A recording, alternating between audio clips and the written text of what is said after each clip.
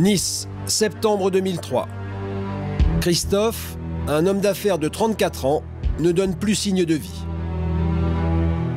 Sa mère s'inquiète. Elle va tout tenter pour retrouver son fils. Je suis allée sur le terrain, me suis infiltrée, je me suis passée pour la factrice, je suis allée poser des questions partout. Je suis allée partout. Un an plus tard, on retrouve des ossements à 20 km de Nice, sur les côtes cannoises. L'ADN correspond à celui de Christophe. On était chez nos amis à Calian et on a vu arriver le premier avocat, Maître Esner, et il a dit, on a retrouvé des ossements de Christophe. Et là, je me suis mis à hurler, Et j'ai dit, maman, papa, pourquoi vous avez permis ça? J'ai hurlé. Et mon mari m'a pris dans ses bras, et Laurent aussi. Et eux, ils ont pleuré, mais ils n'ont pas crié. Mais moi, j'ai hurlé. Que s'est-il passé? Christophe a-t-il été tué? Comme toujours, les policiers commencent leur enquête en interrogeant l'entourage de la victime. Et d'abord sa femme, Elisabeth, et sa fille Lucie. Lucie oriente les enquêteurs vers son ex-petit copain Edno, un Brésilien danseur de capoeira. Chez lui, les policiers découvrent des affaires de Christophe. Il est mis en examen pour homicide et incarcéré. 16 mars 2009, tribunal de Nice. Lucie se présente devant la cour d'assises. Son ex-petit copain est jugé pour le meurtre de son père. La mère de Christophe arrive de son côté. Cela fait 6 ans qu'elle attend ce procès. Mais je tremble un peu intérieurement. Je l'avoue, la vérité, vous comprenez? Je l'avoue. À l'entrée du palais de justice, René et sa petite fille ne s'adressent pas la parole. Lucie était devant moi. Et moi, j'étais juste près d'elle pour la déstabiliser. J'ai bien fixé. Entre les deux femmes, les relations sont très tendues. René est convaincu que Lucie est à l'origine de la mort de Christophe. Lucie, l'instigatrice du meurtre de mon fils. C'est l'instigatrice, Lucie. Et je n'ai pas le moindre doute. Pourtant, Lucie a bénéficié d'un non-lieu lors de l'instruction. Juridiquement, elle est hors de cause. L'audience commence, la jeune fille s'installe sur le banc des victimes, non loin de sa grand-mère. Mais René refuse. Pour elle, Lucie n'a rien à faire avec les victimes. La présidente doit trancher. Elle demande à Lucie de sortir. Elle sera entendue en tant que simple témoin. Pour René, c'est une première victoire. Ben, là, elle va être déstabilisée, hein, parce qu'elle n'aura pas son avocate pour la défendre. Il va falloir qu'elle parle et puis qu'elle s'explique. Le procès s'ouvre. L'accusé, Edno Borba da Silva, l'ex-fiancé de Lucie, est entendu le premier. Il nie avoir participé au meurtre de Christophe. Mais il accuse Lucie d'avoir commandité le crime. Elle lui aurait proposé de faire disparaître Christophe en échange de 1 000 € et un appartement. Une proposition qu'il aurait refusée. Monsieur Borba da Silva nie les faits qui lui sont reprochés. Il nie les faits qui lui sont reprochés. Il a connaissance d'un certain nombre d'éléments dont il nous explique là ce matin depuis 4 heures que ces éléments, il les tient de la part de Lucie. C'est quelqu'un qui a vraiment le sentiment d'avoir été manipulé. Devant la cour, l'accusé explique que Lucie aurait engagé des hommes pour enlever et assassiner son père. René n'est pas étonné par ce témoignage. Vous avez vu qu'il accuse Lucie. Et je pense que le dénouement, ce sera quand Lucie sera interrogée, moi je pense. Je pense, malgré qu'elle soit très forte, mais je pense que là, elle va craquer. Mais pourquoi les soupçons se tournent-ils vers Lucie? Et que s'est-il passé le 2 septembre 2003? Ce jour-là, selon René, Christophe aurait été attendu par plusieurs hommes dans son garage. Il aurait été enlevé et amené sur les hauteurs de Cannes avant d'être assassiné. Selon René, c'est Lucie qui aurait tout orchestré pour hériter de la fortune de Christophe. Une fortune immobilière estimée à 15 millions d'euros.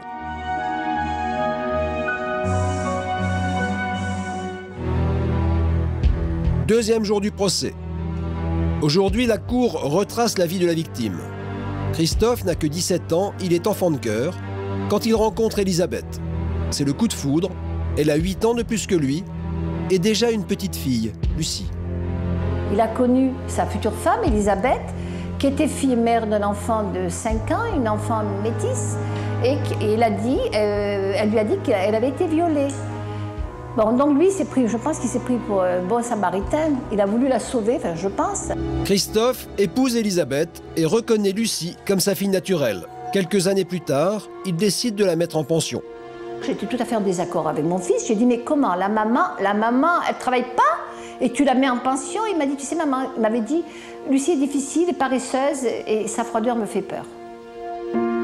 Lucie en pension, Christophe et Elisabeth filent le parfait amour. Mais en 1995, Christophe apprend que sa femme le trompe. Malgré son amour pour elle, le couple divorce. Une période difficile dont il fait part à son ami Cleonaccio. Et lui, il est tombé en dépression, d'abord parce qu'il aimait beaucoup, et aussi parce qu'à ce moment-là, ils se sont aperçus qu'elle était avec lui et que pour l'argent, en fait. Elisabeth, elle avait un pouvoir extraordinaire sur Christophe.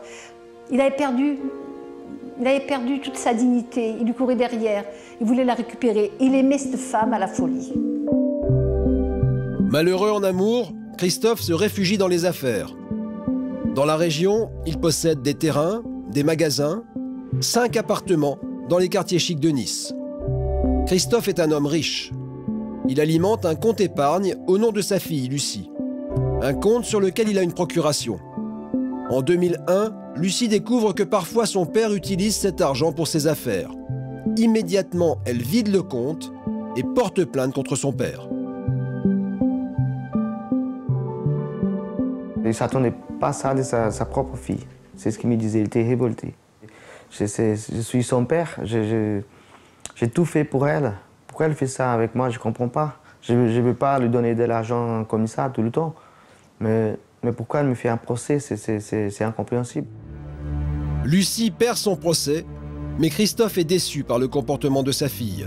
Il engage une procédure en désaveu de paternité pour la priver d'héritage. C'était une revanche pour lui. Il était devenu revanchard. Voilà, le mot exact, revanchard. Voilà. 2 ans plus tard, en juin 2003, Lucie rencontre Edno, un jeune Brésilien danseur de capoeira qui vit en France depuis quelques mois. Au départ, c'était bien. C'était bien. Edno venait à la maison de Lucie, Lucie lui préparait à manger. Ils étaient comme un couple amoureux tous les deux. Il y avait beaucoup d'harmonie dans le couple. Malgré ses problèmes avec Lucie, Christophe prend en charge son compagnon. Il lui loue une chambre dans un de ses immeubles. Quelques semaines plus tard, alors que la procédure pour déshériter Lucie est toujours en cours, Christophe disparaît. Au départ, on croyait qu'elle était partie. C'est ce qui... Moi, je n'avais pas de contact vraiment avec sa famille. Donc, les informations que j'avais de lui, c'était que par Lucie, Elisabeth et Edno. Donc, il disait qu'il était parti, qu'elle était partie, qu'il était mêlé à la mafia corse, à la mafia russe, aux prostituées. Donc, il parlait de ça. Ils essayaient de dénigrer son image le maximum. C'est ce qu'il me disait tout le temps. Quelques jours après la disparition de Christophe, sa fille prend une initiative étonnante. Lucie a été voir le juge des tutelles en disant qu'elle se réservait le droit de gérer les affaires de son père, alors que mon fils n'était que disparu. Le 26 novembre 2003, elle demande à gérer les affaires de son père et une pension alimentaire de 1 500 € par mois. Retour au palais de justice. Aujourd'hui, Cleonaccio est appelé à la barre en tant que témoin. La présidente de la cour tient à l'entendre car il aurait assisté à une scène étrange, le jour où on a découvert la voiture de Christophe calcinée sur un parking. Donc, ils étaient tous dans le salon de la maison d'Elisabeth, Lucie, Elisabeth et Edno aussi, chacun avec un journal. Donc ils étaient très contents. Ils disaient que ça a été bien fait pour Christophe, parce que comme ça il allait payer tout ce qu'il avait nous fait. Il y a Madame Elisabeth qui a demandé à Lucie d'aller chercher une bouteille de champagne en disant ça c'est fait. Donc à ce moment-là, il y a Lucie qui est allée chercher le champagne, plus les coupes pour commémorer le fait. Mais le moment crucial du procès approche. Dans quelques minutes, Lucie sera interrogée à la barre. Fera-t-elle des révélations? Le dossier, mais surtout les 5 journées d'audience que nous venons d'avoir, nous ont démontré de façon absolument certaine que Lucie Hamlet détenait la vérité. Et donc ce qu'on essaye, c'est de voir si elle veut bien nous en dire au moins une partie. Elle détient la vérité. Questionnée pendant plus de 4 heures par la cour, Lucie reste sur ses positions. Elle prétend qu'elle n'a rien à voir avec la disparition et avec le meurtre de son père. Et elle continue d'accuser Edno, son ancien compagnon. Les avocats de René sont excédés. Tout le monde sait dans la salle, cour d'assises, partie civile, défense, public, que mademoiselle Lucie Amlado est l'instigatrice de l'assassinat de son père. Je pèse mes mots. Alors maintenant, assez. Assez d'hypocrisie, assez de miel, assez de poudre aux yeux. J'en ai assez. Mais pourquoi les avocats accusent-ils Lucie d'être l'instigatrice de la mort de son père? Ils s'appuient pour ça sur 2 éléments. Premier élément, Lucie était la seule héritière de son père. En cas de décès, c'est elle qui hérite de la fortune. Mais en cas de disparition, l'héritage est gelé pendant 10 ans. Et un jour, Cleonaccio affirme avoir une étrange conversation avec Edno. J'ai su par Edno que Lucie ne pouvait pas toucher l'héritage parce qu'on ne trouvait pas le corps. Il fallait attendre 10 ans pour pouvoir toucher l'héritage si on trouve ce Christophe n'apparaît pas ou on ne trouve pas le corps. À ce moment-là, je me suis dit, il y a un problème, il y a quelque chose qui coince. Pourquoi on parle des corps? Pourquoi on parle de 10 ans? Pourquoi on parle d'héritage? Deuxième élément, dans les restes de Christophe retrouvés sur la plage de Cannes, la police scientifique retrouve une aiguille de pin dont l'ADN présente des similitudes avec les pins qui se trouvent sur la propriété du grand-père maternel de Lucie, au Cannet. Pour les avocats de René, son fils aurait donc bien été tué dans cette propriété. Sur 8 pins, il y en a un haplotype très rare. Il y en a un qui correspond à un pin qui est situé sur la maison du grand-père. Et au pied de cet arbre, c'est quand même curieux, de cet arbre ou d'un des pins, parce que là, on n'a pas pu faire des investigations, mais en tout cas, il y a une croix de cimetière. Donc dans ce climat-là, on peut s'interroger. La présidente s'interroge elle aussi. En plein procès, elle envoie immédiatement une équipe de police scientifique sur la propriété en question. Dans la salle de bain, les experts découvrent des traces suspectes, peut-être des traces de sang. Il faut attendre plusieurs jours avant d'en avoir la confirmation, mais René, elle, imagine le pire. Ils ont dû le torturer. Je tiens, je suis forte.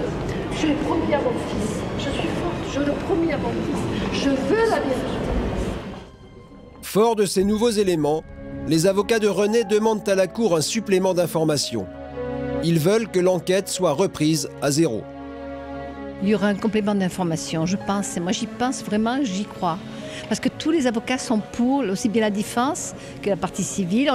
Ils sont tous d'accord. Alors, j'y crois. Dernier jour du procès. La journée commence par un coup de théâtre. La présidente interrompt l'audience. Face aux lacunes de la première enquête, elle ordonne le renvoi de l'affaire à l'instruction. Une nouvelle enquête va commencer et Lucie sera à nouveau entendue par les policiers. Je suis contente. Mais Madame Dalmasso, ça ne vous fait pas peur de repartir encore dans des mois de procédure? Non, si vous saviez, j'ai une force en moi, vous ne pouvez pas vous imaginer. Je ne me reconnais pas, d'ailleurs ma famille ne me reconnaît pas. C'est cette disparition et cet assassinat, j'ai comme si j'avais reçu une explosion à l'intérieur de mon organisme. Je ne suis plus la même, mais j'ai la force. J'ai la force et je tiendrai le coup. L'enquête va durer plusieurs mois. Pendant ce temps, l'accusé va-t-il rester en prison? Il est en détention préventive depuis 4 ans et demi et la loi européenne limite la détention provisoire à 5 ans. Ses avocats demandent sa remise en liberté. Je vais effectivement immédiatement demander sa mise en liberté et j'annonce immédiatement que si la décision venait à être négative, je ne m'arrêterai pas là. 14h40, les avocats d'Edno Borba da Silva obtiennent gain de cause. Leur client va être remis en liberté jusqu'au prochain procès. C'est un beau combat qu'on a mené. Je suis très heureux de l'avoir mené pour lui. Je suis très fier de l'avoir mené pour lui.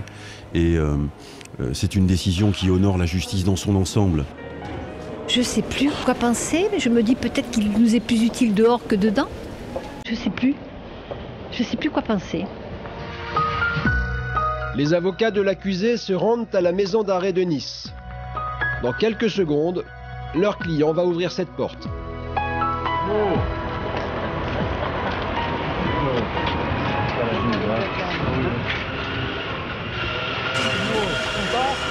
va?